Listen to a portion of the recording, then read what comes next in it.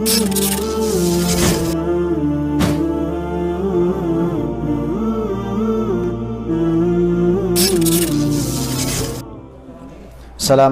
warahmatullahi wabarakatuh. Waalaikumsalam warahmatullahi wabarakatuh. Bismillahirrahmanirrahim. Wassalatu wassalamu ala Rasulillah wa ala alihi wa ashabihi wa mawalah. Asyhadu an la ilaha illallah wahdahu la syarikalah wa asyhadu anna Muhammadan abduhu wa rasuluhu la nabiyya wa rasula ba'dah wa la haula wa la quwwata illa billah. Rabbi syrah li sadri wa yassir li amri wahlul 'uqdatam min lisani yafqahu qawli, amma ba'du.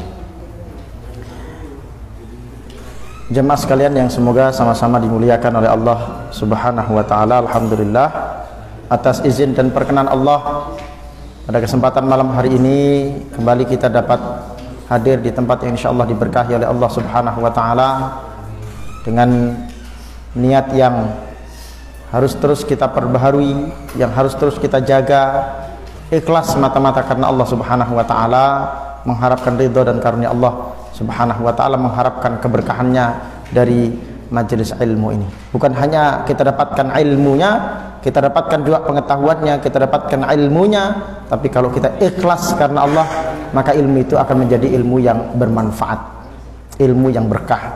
Bagaimana ciri ilmu yang berkah itu? Ketika setelah kita mendapatkan tambahan ilmu, lalu kemudian kita semakin dekat dengan Allah Subhanahu wa taala, semakin sungguh ibadah kita, semakin rajin, semakin bersemangat kita di dalam ketaatan kepada Allah Subhanahu wa taala dengan landasan ilmu yang sudah kita fahami, yang sudah kita ketahui.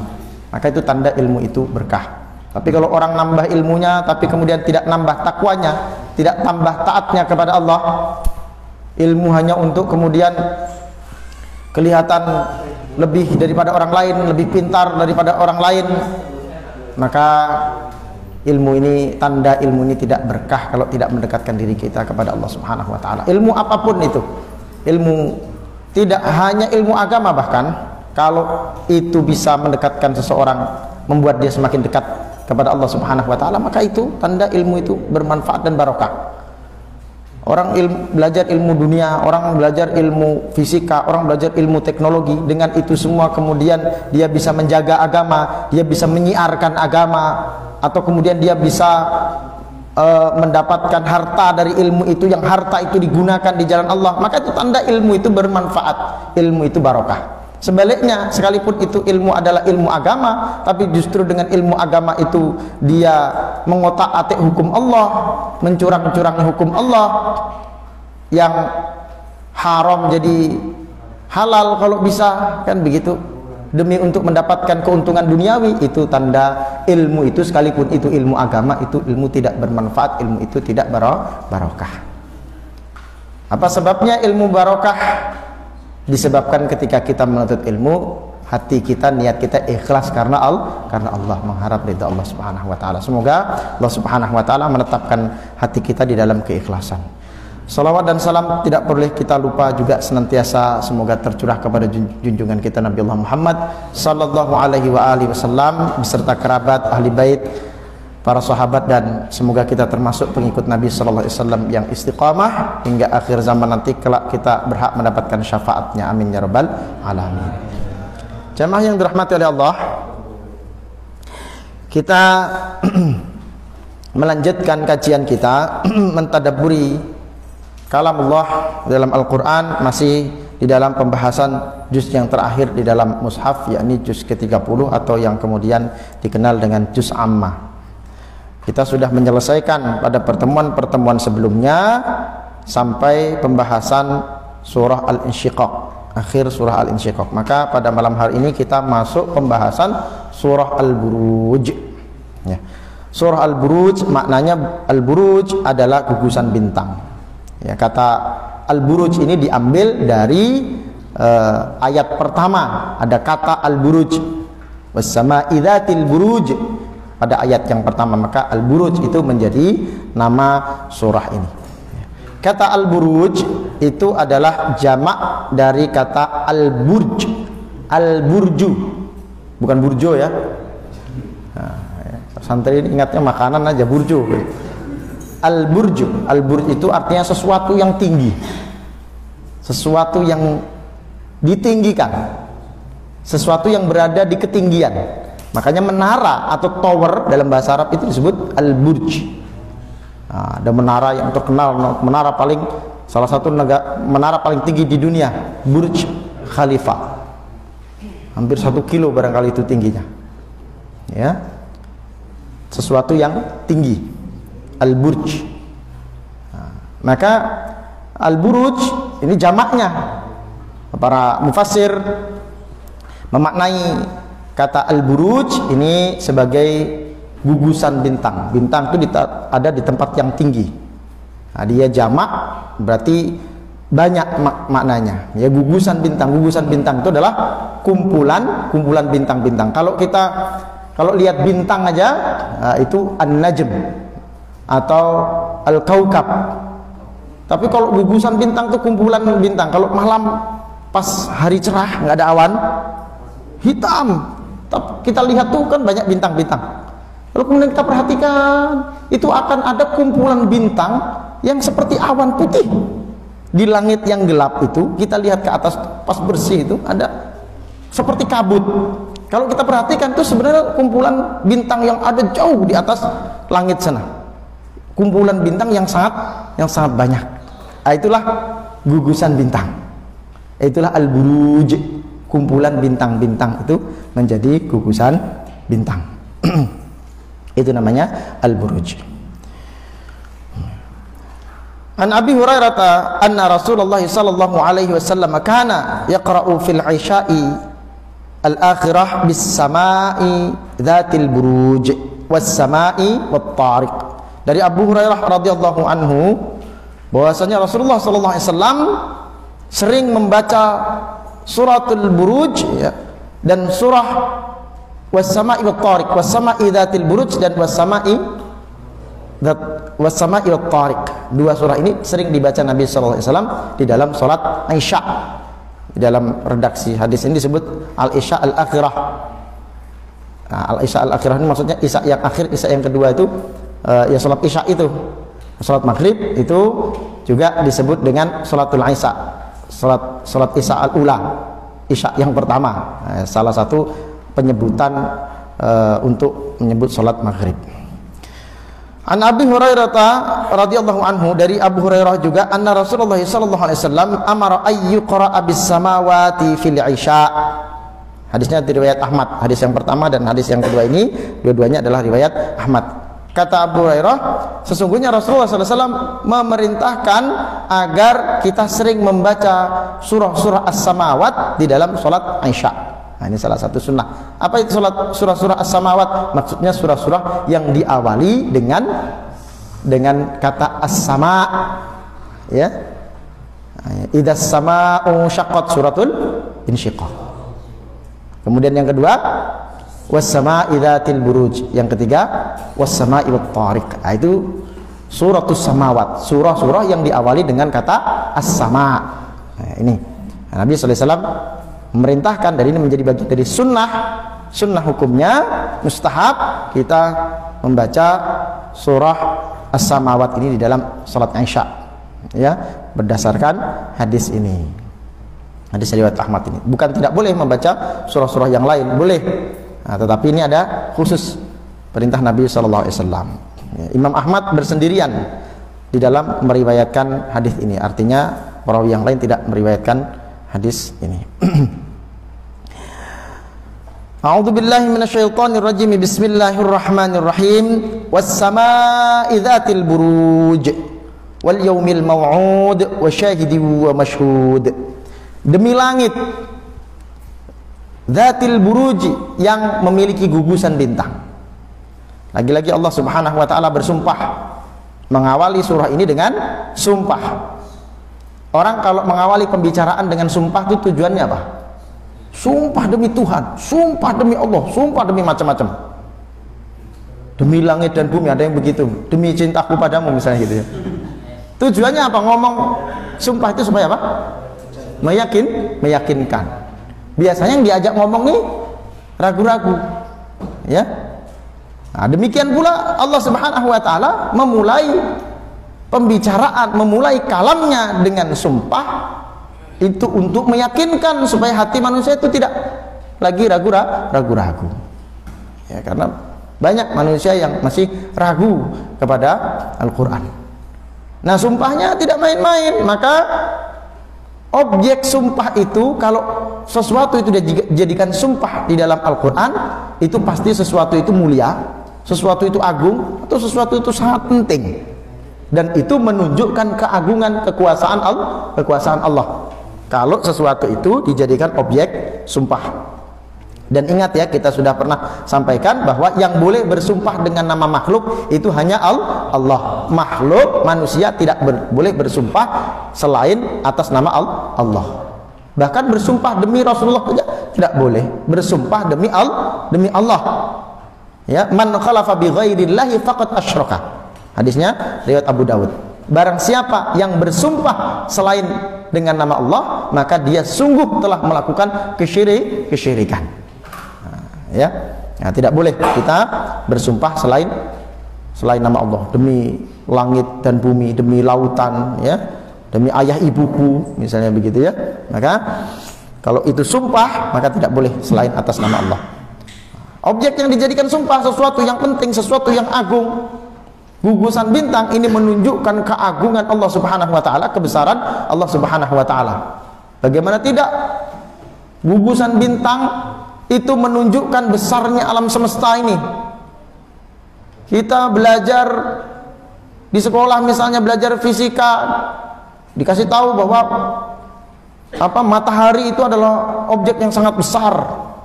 Yang kita lihat dari sini itu kecil, itu sangat besar. Ya, dan itu bintang yang terdekat dengan bumi kita, itu terbesar. Ada yang mengatakan 150 kali atau berapa ratus kali lipat dari besarnya bumi ini loh. Itu matahari, itu bintang yang terdekat dengan bumi, ratusan kali lipat lebih besar daripada bumi. Ada yang pernah mengelilingi bumi, mengukur bumi misalnya, menginjak semua?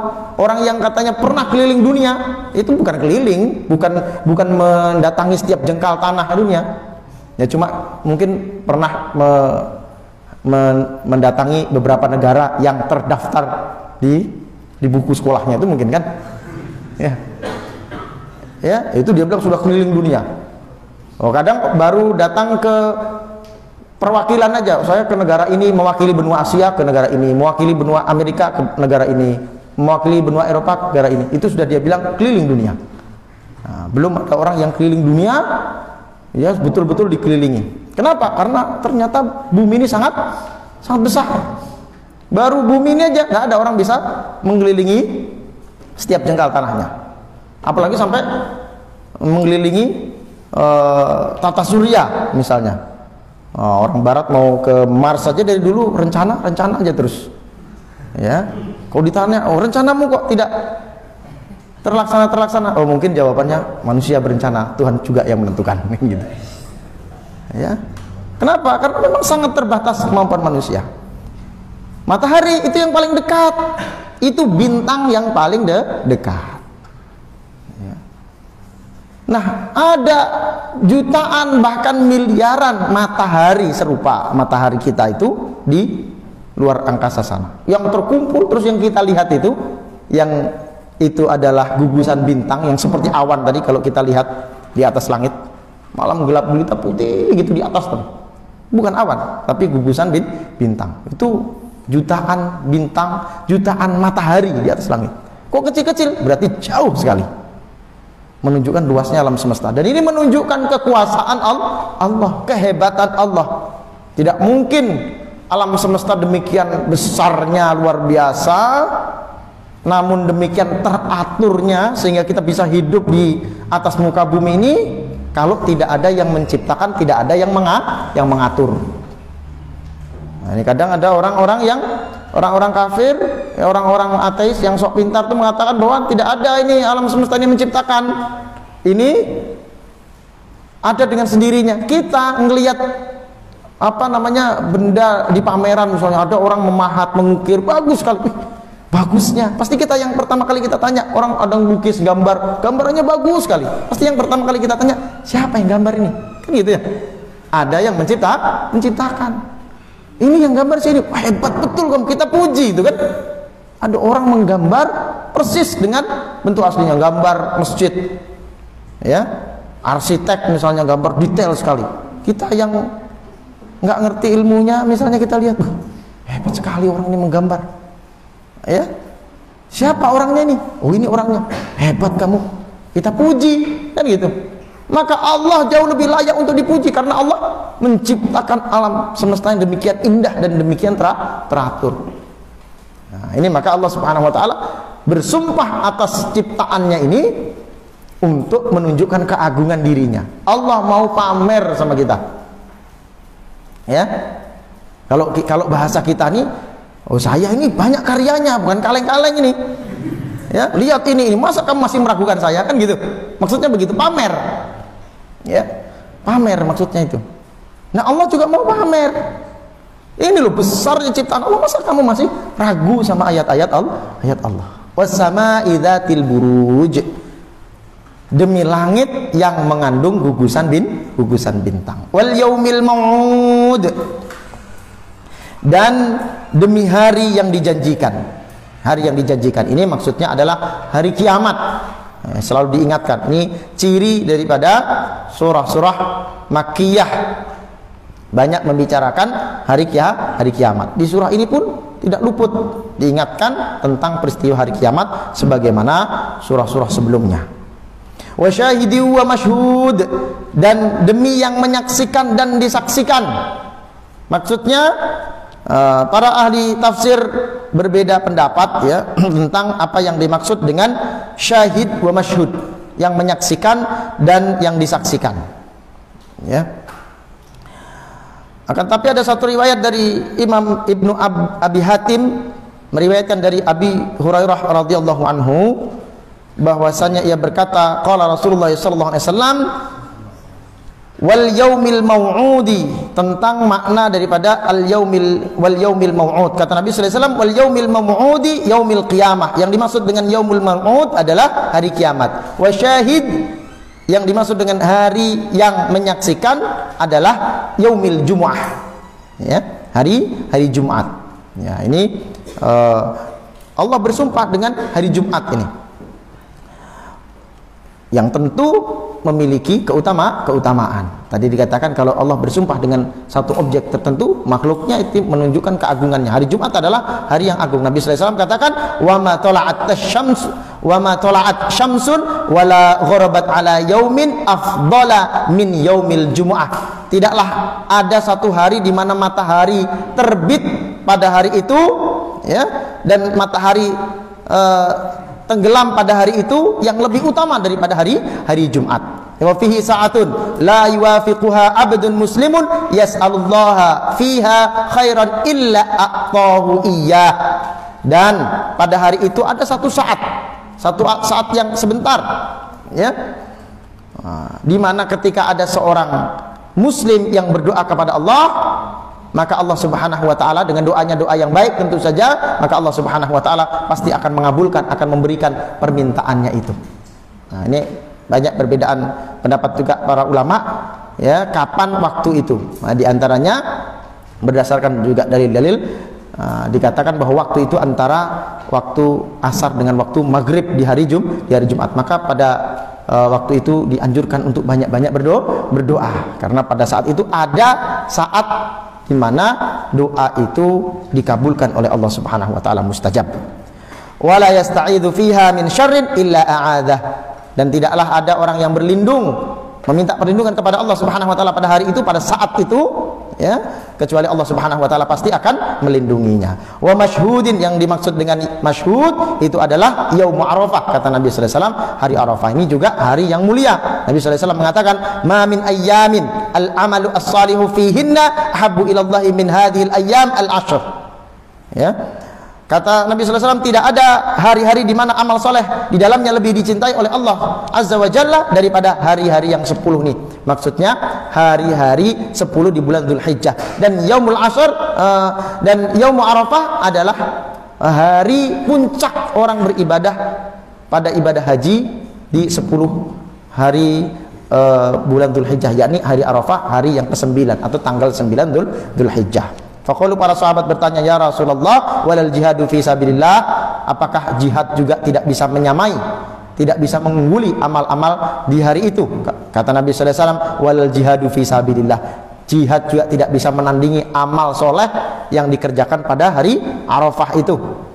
Ya, pada hari Arafah itu tidak ada yang menyamai. Padahal jihad itu adalah amalan puncak dalam Islam. Dzirwatus sanamil Islam. Kata Nabi sallallahu alaihi wasallam, dzirwatus sanamihi al-jihad. Puncak tertinggi di dalam Islam, amal puncak itu adalah al-jihad. Tapi kata Nabi sallallahu alaihi wasallam tidak bisa menandingi amal-amal di hari Arafah itu. Illa rajulun kharaja bi nafsihi wa malih falam yarji' min dzalika bi syai'in, kecuali seorang yang keluar dari rumahnya bersama jiwa, raga dan hartanya, kemudian dia tidak kembali dari medan perang, artinya mati syahid. Hanya bisa dikalahkan oleh pahala mati syahid. Ini keutamaan hari Arafah. Allah Subhanahu wa taala bersumpah atas hari Arafah itu, ya. Wal yaumil ma'ud wa syahidu wa mashhud. Allah Subhanahu wa taala bersumpah dengan perkara-perkara yang agung, perkara-perkara yang mulia ini. Tentu setelah sumpahnya ini ada pembicaraan yang sangat penting. Nah, kemudian Allah Subhanahu wa taala lanjutkan, qutila ashabul ukhdud, binasalah, celakalah. Siapa ashabul ukhdud? Orang-orang yang telah membuat parit. Waduh, beli bangunan yang bikin parit celaka berarti, bukan itu maksudnya, ya. Nah, an-nari dzatil waqud, yang berapi, yang mempunyai kayu bakar. Oh, paritnya ada apinya. Paritnya ada apinya, bukan farid ya. Tersinggung si parit. Ya. An-nari dzatil waqud, celaka orang-orang yang membuat parit yang di dalamnya ada apinya. Idhum 'alaiha qu'ud, ketika itu mereka duduk-duduk di sekitarnya. Wahum 'ala ma yaf'aluna bil mu'minina syuhud, mereka menyaksikan apa yang mereka buat terhadap orang-orang mukmin dengan parit yang menyala tadi itu. Wa ma naqamu minhum illa ayyuminu billahil azizil hamid, dan mereka menyiksa orang-orang mukmin itu hanya karena orang-orang mukmin itu beriman kepada Allah yang maha perkasa lagi maha terpuji. Rupanya ashabul ukhdud ini adalah orang yang membuat parit untuk menyiksa orang-orang beriman. Tentang ashabul ukhdud ini para ulama, banyak perbedaan para ulama di dalam menafsiri makna daripada ashabul ukhdud. Siapa ashabul ukhdud ini? Di antaranya ada yang diriwayatkan bersumber dari Ali bin Abi Thalib radhiyallahu anhu mengatakan bahwa yang dimaksud ashabul ukhdud ini adalah raja Persia.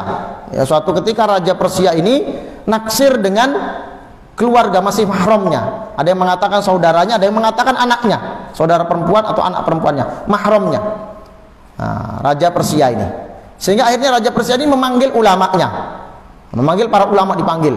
Saya ini senang sama saudara saya ini, masih mahram, tapi kan nikah sama mahram haram hukumnya, nggak boleh. Ya, tolong bikin fatwa, carilah, bikinlah dalilnya. Nanti saya kasih duit, gitu kan? Kasih amplop segepok, tapi bikin dalilnya supaya nikah dengan mahram, nikah dengan saudara itu jadi halal dan boleh. Soalnya saya udah naksir betul ini. Misalnya begitu, ya. Akhirnya apa? Ulama-ulama semua menolak. Nggak bisa ini. Umat sudah saya ajarkan tentang ini, bahwa menikah dengan mahram itu hukumnya haram. Ya.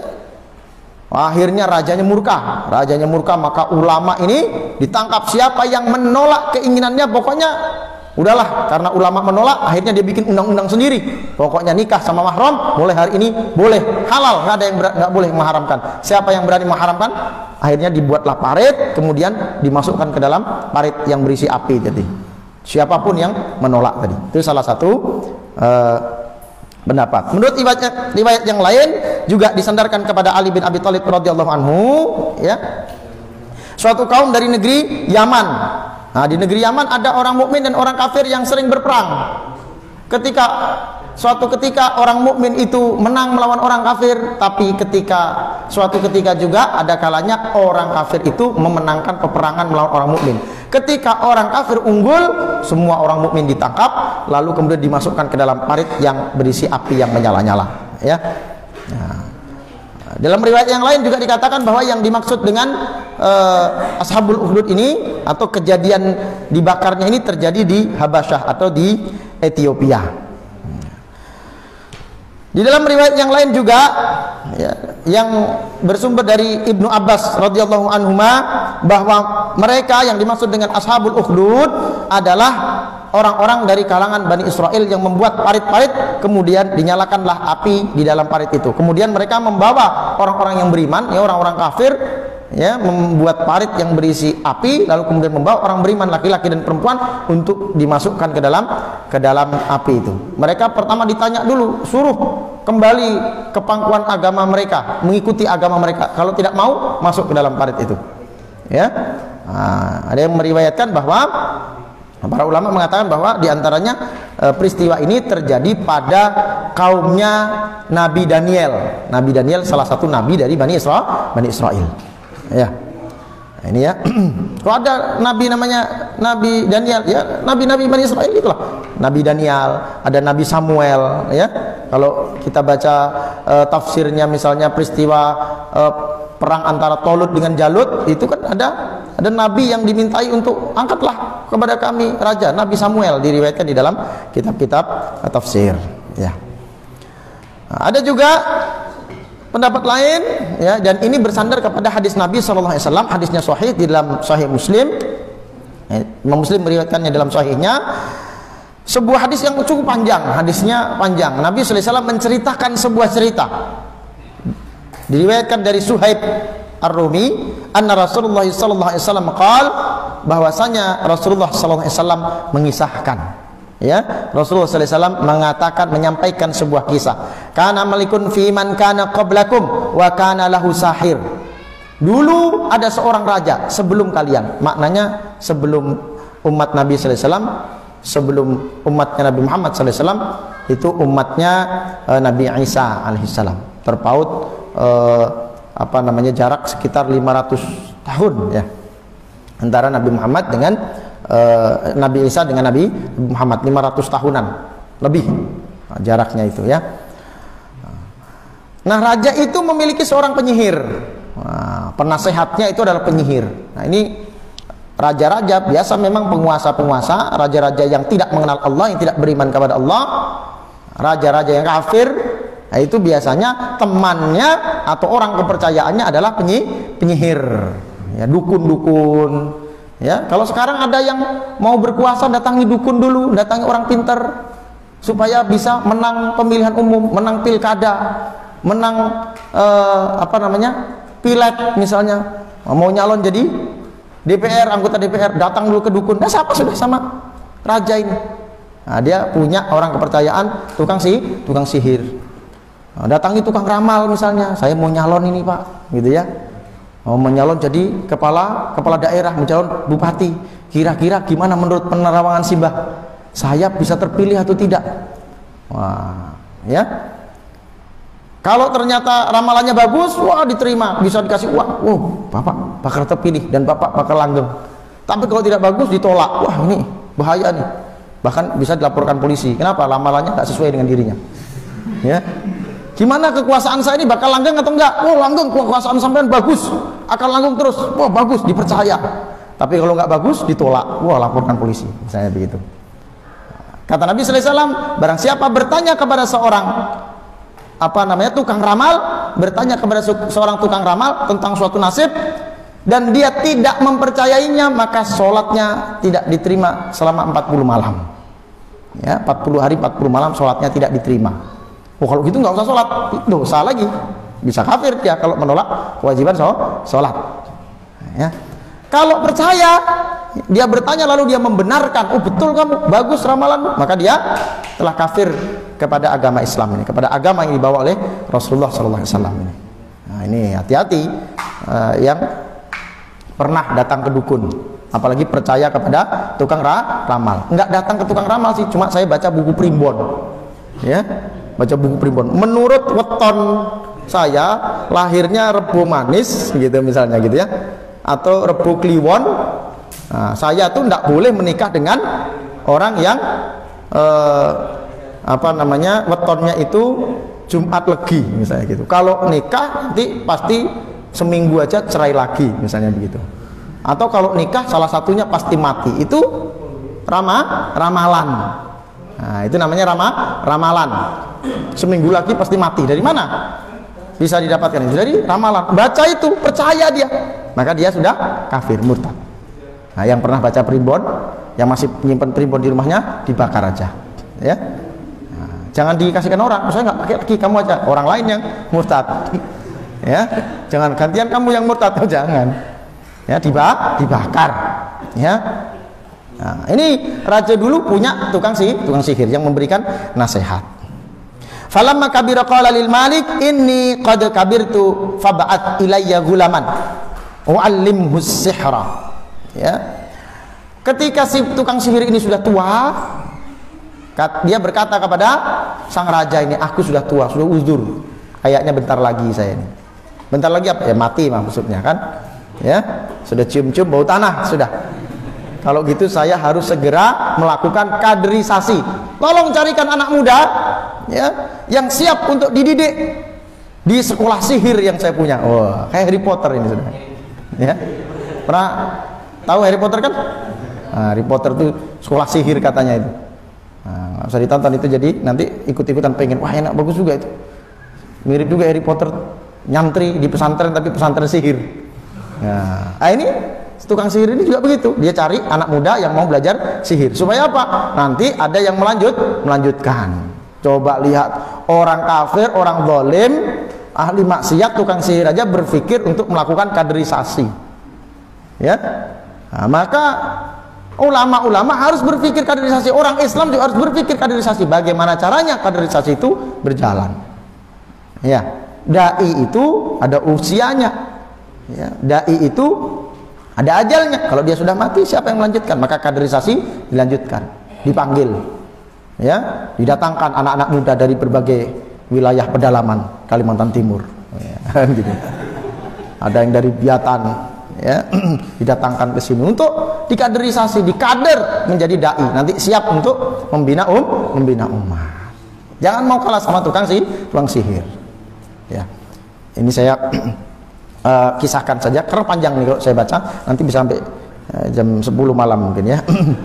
Nah, intinya kisahnya kemudian dicarilah anak yang potensial. Wah, dicari anak yang cerdas, ya kan gitu. Kalau dicari pasti yang potensial, anak yang cerdas, siap, semangat begitu ya. Nah, kalau di kader tapi anaknya kelemar-kelemar, suruh belajar males, suruh menghafal ngantuk, suruh sekolah ngantuk, ya, suruh mengerjakan tugas ngantuk, ngerjakan PR ngantuk, makan aja dia nggak ngantuk. Wah, ini nggak cocok jadi kader nih. Mohon maaf, pulangkan aja.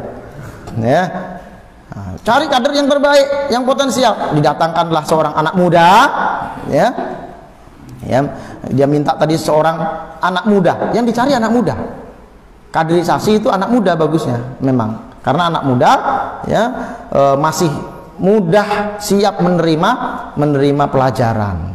Tidak banyak lagi yang difikirkan. Kalau bapak-bapak yang sudah tua, mohon maaf Pak ya, yang sudah tua, walaupun rajin datang menuntut ilmu, itu dari 100% disampaikan, insya Allah 10% nyangkut tuh top sudah, ya. Makanya saya katakan harapkanlah barokahnya, jangan terlalu ngarep pinternya. Boleh aja, tapi jangan terlalu ngarep, nanti kecewa. Kalau bapak-bapak, coba tafsir surah Al-Insyiqaq yang sudah kita selesaikan dulu. Coba tanya bapak-bapak, pasti tidak ingat, ya. Insya Allah tidak ingat, ya kan? Tapi insya Allah pesan-pesan semangat ibadahnya, semangat ketaatannya masih dipelihara, insya Allah, kan gitu. Nah, itu tanda ilmu itu barokah. Oh, ingat saya, ini nggak boleh nih. Waktu pengajian Ustadz, saya ingat saya ada Ustadz bilang nggak boleh nih. Masa nggak boleh? Iya, ada hadisnya, ada. Apa hadisnya? Ya itu, aku nggak ingat. Nah, kan gitu. Nah, makanya nggak bisa datang pengajian hadis arba'in kepada bapak-bapak, ya. Ustadznya semangat, Pak, pokoknya saya akan menjelaskan hadis ini kalau bapak semua sudah pada hafal. Sebelum hafal, saya tidak akan jelaskan hadis ini. Saya yakin pengajian nggak akan berlanjut. Nah, tapi kalau santri bisa dipaksa, masih muda, ya kan, masih anak-anak, dan hafalannya masih bagus, masih kuat, ya. Bapak-bapak suruh ingat an Ibnu Mas'udin, an Ibni Abbas. Besoknya Ibnu Mas'ud tapi Ibnu Abbas sih, lupa, tinggalan ya. Terbolak-balik baca hadis. Kalau santri bisa hadis arba'in dihafal, baru kita jelaskan ya. Nggak dihafal, hukum disuruh push up misalnya begitu ya, atau dihukum nggak boleh keluar ke tempat simbah. Itu hukuman paling tidak menyenangkan bagi santri, tidak bisa datang ke warung simbah, nggak bisa jajan. Kalau bapak-bapak nggak bisa dihukum gitu, Pak, bapak nggak hafal hadis kedua, hadisnya panjang lagi, hadis Jibril, push up 30 kali. Ini saya bubarkan aja pengajian ini. Nah, anak muda, datangkan anak muda sebagai kader si tukang sihir ini tadi ya. Akhirnya datanglah si anak muda ini ya, datang tapi dia nggak tinggal di pesantren ya, sekolah sihir tapi nggak pakai pesantren, nggak ada asramanya ya. Mungkin belum ada yang mewakafkan tanah mungkin kan untuk bikin asrama mungkin ya. Akhirnya apa? Akhirnya dia pulang pergi ya, dia berangkat pagi mungkin gitu, setelah itu belajar sekian lama pulang gitu ya. Suatu ketika mau berangkat ke tempatnya si tukang sihir tadi, di sekolah sihir internasional tadi itu ya kan, di jalanan dia ngelihat ada seorang ulama Nasrani, atau disebutlah pendeta Nasrani. ya, dia berjumpa dengan seorang rahib agama Nasrani. Dia lihat rahib itu sedang mengajar pada ustadz, ada majelis taklim ini. Kok kedengaran nyaring suaranya majelis taklim, padahal mungkin dia ya bisa jadi mungkin ada orang mau berangkat nongkrong di di tepian, rupanya sakit perut, dia mules-mules, mampir ke toilet masjid. Sekarang ada toilet selain toilet masjid, duduk di situ, pengajian kedengar. Kan bisa seperti itu ya. Kok bagus pengajian ini, tersentuh hati saya ini. Sambil merenung gitu kan, duduk merenung gitu ya. Nah, itu biasanya kan suka merenung tuh di dalam itu kan, sampai ada orang yang, sampai ada tempat kerja itu yang menulis tempat untuk buang hajat itu bukan WC, bukan toilet, tulisnya thinking room, ruang berpikir ya. Dia merenung di situ. Kan ada bisa jadi seperti itu, merenung, wah pengajian Ustaz bagus juga. Akhirnya dia nggak jadi nongkrong di tepian, naik dia ke masjid, dengarkan pengajian. Nah, anak muda ini pun seperti itu. Di tengah jalan dia ada majelisnya rahib. Si rahib Nasrani ini sedang mengajar, kok bagus ini katanya. Mampir dulu dia singgah. Tertarik dia, takjub dia. Ya. Akhirnya dia, tapi waduh sudah jam segini lagi, terlambat sudah saya ini, habis kena push up nih. Bukan hanya di push up, ternyata begitu nyampe ke tukang sihir tadi, dia terlambat. Waduh, kamu terlambat 2 jam nak. Saya udah kering nunggu kamu di sini misalnya gitu. Emosi sudah dia, ditempeleng si anak muda ini. Ditempeleng anak muda ini. Ya. Mana tukang sihir itu biasanya pakai cincin besar-besar. Sakit ya. Bahaya kan kalau ditempeleng tukang sihir. Ditanya pula, kamu ditempeleng pakai tangan luar apa pakai tangan dalam? Wah. Tangan dalam, Pak. Dibalik dulu cincinnya. Wah. Sama aja.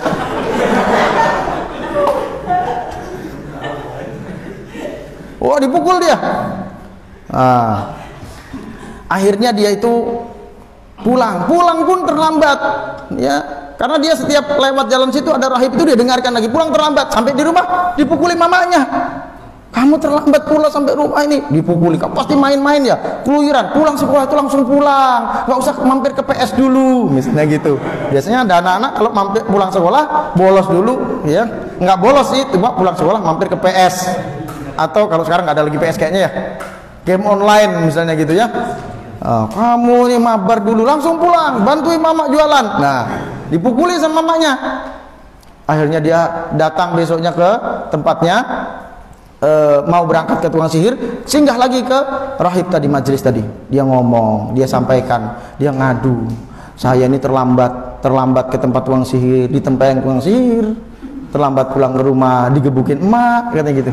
Gimana ini solusinya? Kata si rahib tadi, saya kasih kamu solusi ya.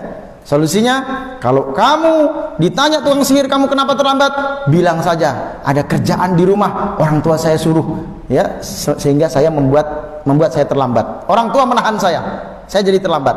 Nah, kalau ada alasan orang tua ya kan ya, dia percaya aja. Waktu itu susah mengkonfirmasi, WA belum ada ya. Percaya aja akhirnya. Jadi supaya tidak digebukin. Nanti kalau kamu pulang terlambat, ngomong aja. Wah, pelajaran banyak tadi yang harus dihafal. Mantra-mantra yang harus dihafal dari tukang sihir banyak. Sehingga saya tertahan oleh tukang sihir, misalnya begitu kan. Pokoknya kalau kamu terlambat pulang ke rumah, bilang aja ditahan tukang sihir. Akhirnya, oh, gurumu yang menahan. Tidak dipukuli. Nah, ini teknik menyelamatkan diri. Yang diajarkan oleh si rahib tadi. Boleh beralasan kalau memang tujuannya, kalau memang untuk menghindarkan diri dari mara bahaya seperti itu tadi, ya. Tapi kalau sekedar menghindarkan diri dari hukuman ustadz, nah, tidak boleh itu, tetap bohong, ya, tetap dusta. Karena ini yang dibohongi orang kafir, takutnya nanti santri, ternyata boleh berbohong, supaya tidak dipukulin sama guru, kan guru ini ya. Nah, padahal guru tidak mukul, nanti saya nggak boleh belanja tempat simbah, repot urusan ya. Akhirnya lancar urusan, nggak pernah lagi digebukin. Terus kemudian dia belajar jadi santri yang luar biasa, sungguh-sungguh belajar kepada si rahib tadi ini. Sampai akhirnya suatu ketika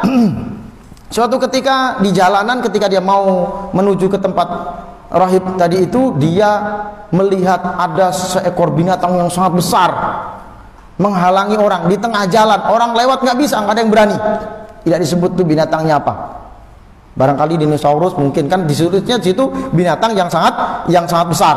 Dabbatin azimah. Ya, dabbah itu ada yang mengatakan dabbah itu maknanya binatang melata. Ya bisa jadi ular, dinosaurus kan termasuk itu juga, perangkak juga ya. Kan itu zaman dulu lagi kan. Katanya ada dinosaurus, saya juga belum pernah lihat yang aslinya kan gitu. Menghalangi orang-orang nggak bisa lewat, termasuk dia. Akhirnya dia apa? Wah, ini kesempatan saya mau membuktikan ilmu saya. Diambilnya batu, lalu kemudian dia mengatakan, dia berdoa, Allahumma in kana amrur rahibu ahabbu ilaika min amri sahir faqtul hadhihi dabbah hatta yamdiyan nas. Ya Allah, kalau ajaran rahib itu lebih engkau cintai, lebih engkau sukai, artinya ajaran rahib ini benar, maka aku mohon lemparan batu ini membuat si binatang ini mati. Lebih engkau cintai daripada ajaran si tukang sihir.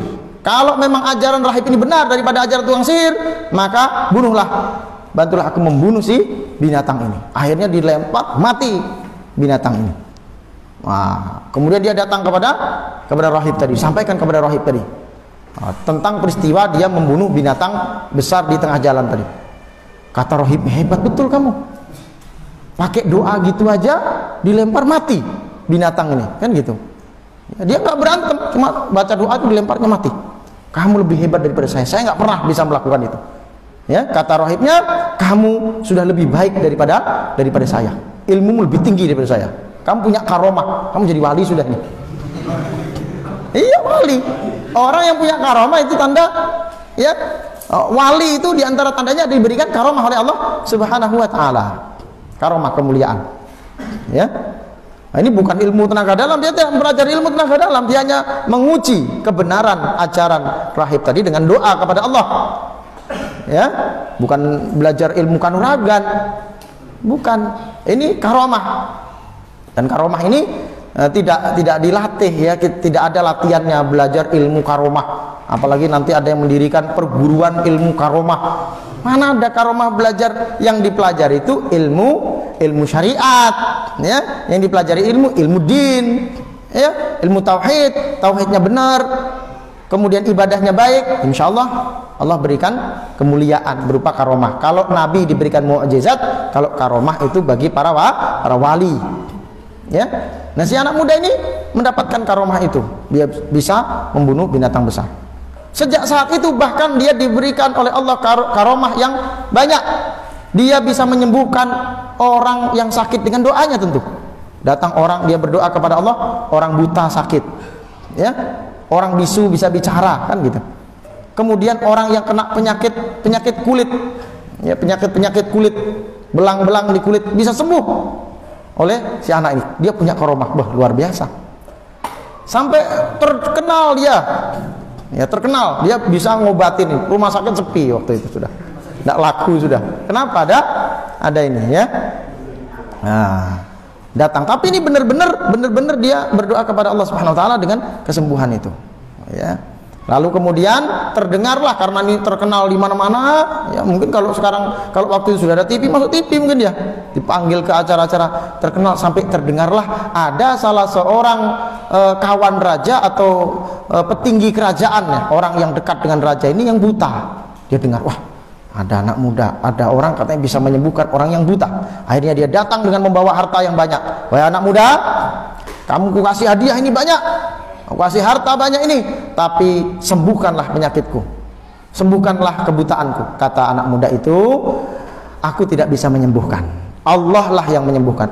Bisa kamu sembuh kalau kamu beriman kepada Allah. Akhirnya orang ini beriman kepada Allah. Beriman kepada Allah, didoakan, sembuh dia. Begitu datang kepada raja, kamu kok sudah melek sekarang?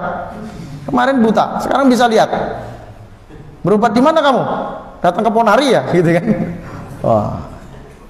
Kata dia, saya tidak berobat kemana-mana, saya sembuh, disembuhkan oleh Tuhan saya. Kata rajanya, memangnya ada Tuhan selain saya? Rupanya rajanya menganggap dirinya tuh Tuhan, karena dia punya kekuasaan. Memangnya ada yang lebih berkuasa daripada saya? Kata si pejabat tadi itu, ya Tuhanku itu ya Tuhanmu juga. Waduh, ini murtad ini, ya, dianggap sudah murtad. Akhirnya, kamu katakan, siapa yang menyembuhkanmu? Disiksa dia. Wah, dipukuli, wah, disiksa. Akhirnya nggak tahan dia dengan siksaan, ngaku akhirnya. Si gulam itu yang menyembuhkan saya, seorang anak muda. Panggil anak muda itu, datangkan anak muda itu. Ya, betul kamu menyembuhkan? Bukan saya yang menyembuhkan, Allah yang menyembuhkan. Siapa yang ngajari kamu? Ya, nggak mau ngaku dia. Allah yang menyembuhkan. Dipukuli lagi anak muda ini. Ternyata anak mudanya juga nggak tahan dipukuli. Ya, akhirnya dia ngaku, ya stop, saya ngaku, yang ngajari saya adalah seorang rahib. Panggil rahib itu dipanggil, ya, apa betul ada Tuhan selain aku, gitu ya. Disuruh dia murtad dari agamanya, tidak mau dia murtad dari agamanya, keluar dari agamanya, sampai akhirnya kemudian disiksa dengan luar biasa, siksaan yang luar biasa. Apa itu? Digergaji, taruh gergaji di atas kepalanya, terus digergaji, dibelah kepalanya sampai kepalanya gelundung. Ya, terbelah. Orang semua lihat itu. Kamu lihat kan? Ini sudah, ya. Kamu nih sudah lihat akhirnya seperti ini. Ya, kamu mau ndak keluar dari agama ini? Ya. Dari agama ini. Padahal sebelumnya tadi si anak ini sudah dipesani sebenarnya tadi sama si rahib tadi. Kalau kamu ditanya oleh orang siapa yang mengajarimu ilmu, itu jangan kasih tahu kalau saya yang mengajari, jangan sebut nama saya. Tapi rupanya siksaannya luar biasa kepada si anak muda ini, sehingga akhirnya dia ngaku, ya, sehingga akhirnya raja pun memanggil dan menyiksa, ya, menyiksa si rahib tadi, bahkan kemudian membunuh rahib tadi, disembelih. Itu luar biasa orang zaman dulu, karena imannya dia disiksa sedemikian rupa sampai digergaji. Ya, kalau sekarang baru dihina, dihujat, ya, berdebat sama netizen liberal itu kan, netizen ateis, dihina-hina orang Islam itu agama gurun, Islam itu kadrun, yang suka pakai gamis itu, nah, begitu, itu radikal. Nah, itu kecil kalau cuma baru dikata-katain, belum sampai digergaji.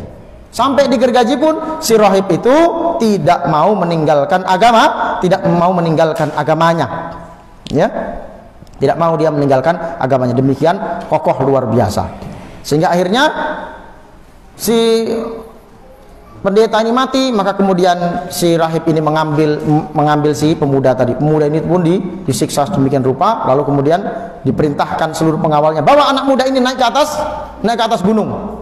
Kalau sudah sampai ke atas gunung, suruh dia kembali ke agamanya, murtad dari agamanya yang sekarang, kembali ke agama kita, akui aku sebagai Tuhan. Kalau tidak mau, lemparkanlah dia dari atas gunung. Dibawa ke atas gunung. Baru sampai ke atas gunung, ternyata gempa, gunungnya berguncang. Siapa pengawal-pengawal tadi, pengawal raja yang disuruh tadi, semua jatuh dan mati. Anak muda tadi nggak mati, padahal yang mau dihukum mati adalah anak muda ini, ya. Jadi ajal itu memang di tangan Allah, bukan di tangan raja, bukan di tangan algojo, bukan di tangan hakim. Walaupun sudah divonis hukuman mati, kalau belum waktunya nggak mati-mati.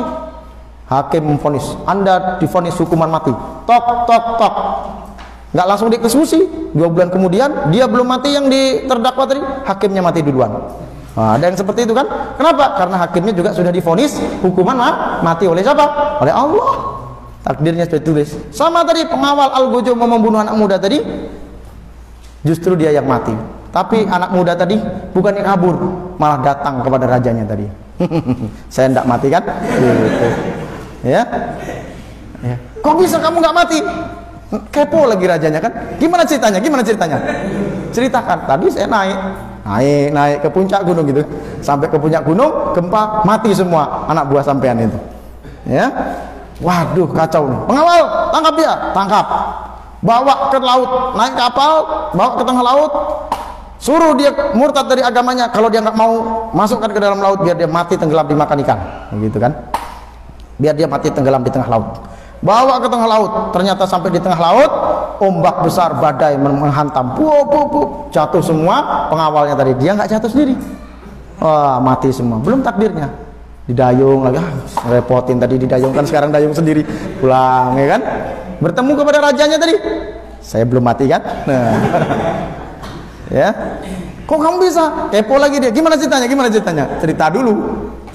Gini. Intinya, kamu itu tidak bisa membunuhku, wahai raja yang zalim. Kamu pakai cara apa aja nggak bisa membunuh. Kenapa? Karena ajal itu di tangan Allah. Tapi ada satu cara. Kalau kamu mau mengikuti caraku ini, maka kamu akan bisa membunuhku. Kata si anak muda tadi. Ya, kata si anak muda tadi. Kenapa? Rupanya tadi anak muda tadi ya semua menyerahkannya kepada Allah. Bahkan di dalam riwayat disebutkan ketika dibawa ke atas gunung, ketika kemudian dibawa ke lautan, anak ini berdoa kepada Allah Subhanahu wa taala. Doanya ringkas tapi luar biasa indah. Allahumma kfinihim bima syi'ta. Allahumma kfinihim bima syi'ta. Ya Allah, tolonglah aku. Ya maksudnya cukupkanlah aku dengan pertolonganmu bima syi'ta. Caranya terserah Engkau. Nah, kita kalau doa nggak usah dikte Allah. Ya Allah, tolong saya. Gimana cara nolongnya? Terserah Engkau. Ya. Nah, jangan dikte Allah. Ya Allah, tolong saya. Caranya begini. Bikin saya jadi pejabat, jadi orang kaya, pengusaha sukses, nanti banyak mobilnya begini, mobilnya harus warna hitam dan putih. Nah, jangan mendikte Allah, berlebih-lebihan dalam berdoa. Nabi sallallahu alaihi wasallam mengatakan, suatu saat nanti ada umatku yang berlebih-lebihan di dalam toharoh, dalam bersuci, wudhu, banyak airnya berlebihan terbuang-buang, dan berlebihan di dalam berdoa. Singkat doanya, Allahumma kfinihim bima syi'ta. Allah, ya Allah, tolonglah aku dengan caramu. Begitu. Akhirnya kata anak muda ini, engkau boleh membunuhku, bisa membunuhku, tapi dengan cara yang aku ajarkan. Ya, dengan cara yang aku ajarkan. Gimana? Kamu ambil anak panah, nanti kamu panah aku, tapi anak panahnya itu pakai anak panahku yang ada di sarung. Ya, ambil sarungnya, nanti kemudian kamu panah aku tepat di pelipis, tapi sebelum kamu memanah, kamu ucapkan Bismillahirrabbilgulam dengan menyebut nama Allah, Tuhannya anak muda ini. Kamu lakukan itu di tengah lapangan, kumpulkan semua rakyatmu di negeri, di lapangan itu. Kemudian lakukan itu. Oh, gitu caranya. Iya, percaya aja dia kan. Akhirnya dibawa ke tanah lapang, diikat dia, kemudian diambil anak panahnya, ya, ucapkan dengan nyaring katanya. Keras dia teriak, panggil, set. Bismillahirrabbilgulam, ya. Rupanya anak yang tadi dianggap kebal tadi, wah ini anaknya punya ilmu kebal, dianggapnya. Dilesakkan anak panah pas di pelipisnya ini, lalu kemudian si anak muda ini wafat, meninggal dunia. Para penduduk yang kumpul di situ melihat, anak ini dibunuh dengan cara macam-macam, nggak bisa mati, tapi begitu dipanah dengan mengucapkan Bismillahirrabbilgulam, anak ini langsung mati. Berarti kuasa yang lebih berkuasa daripada raja ini ada. Siapa? Rabb, Allah Rabbul Alamin, Rabbnya si gulam ini. Akhirnya seluruh penduduk negeri itu berbondong-bondong beriman kepada Allah Subhanahu wa taala. Nah, si raja ini akhirnya murka. Waduh, ini rupanya yang jadi masalah. Semua orang akhirnya masuk agamanya si gulam ini, beriman kepada Allah. Dibikinlah parit yang besar, kemudian dinyalakanlah api di dalam parit itu, kemudian dipanggil seluruh penduduk negeri itu, suruh cemplungkan satu persatu. Ya, panggil, di absen satu, masuk nyemplung, ya, enggak mau nyemplung, tendang, nyemplung, terbakar semua. Sampai di dalam riwayat disebutkan ada seorang ibu bersama anaknya yang masih kecil digendong, ya, mau nyemplung ragu-ragu, panas nih kayaknya, ya, Akhirnya anaknya mengatakan, wahai ibuku, jangan ragu-ragu, ya, engkau berada di jalan yang benar, engkau berada di atas kebenaran. Akhirnya dia nyemplung bersama anaknya itu. Demi menyelamatkan imannya, dia rela untuk memasukkan dirinya ke dalam hukuman yang sang raja tadi yang menyebabkan kematian tentu saja. Ini kisah yang luar biasa. Tentu banyak hikmahnya. Insya Allah di pertemuan yang akan datang kita akan urai hikmah dari kisah ini dan hikmah dan tadabbur terhadap ayat-ayat berikutnya. Semoga Allah Subhanahu wa taala memberkahi kita. Usikum wa nafsi bi taqwallah ihdinas siratal mustaqim. Subhanakallahumma bihamdika asyhadu an la ilaha illa anta astaghfiruka wa atubu ilaik. Walhamdulillahirabbil alamin. Wassalamualaikum warahmatullahi wabarakatuh. Bergabunglah bersama gerakan Infak Peduli Dakwah. Hanya dengan mendonasikan dana Anda sebesar Rp50.000 setiap bulan, berarti Anda telah membantu syiar dakwah Islam hingga ke berbagai wilayah pedalaman Kalimantan Timur. Karena dakwah tak harus ceramah. Kirim SMS atau WA Anda, ketik GIB Dakwah, kirim ke 0811 586 1331.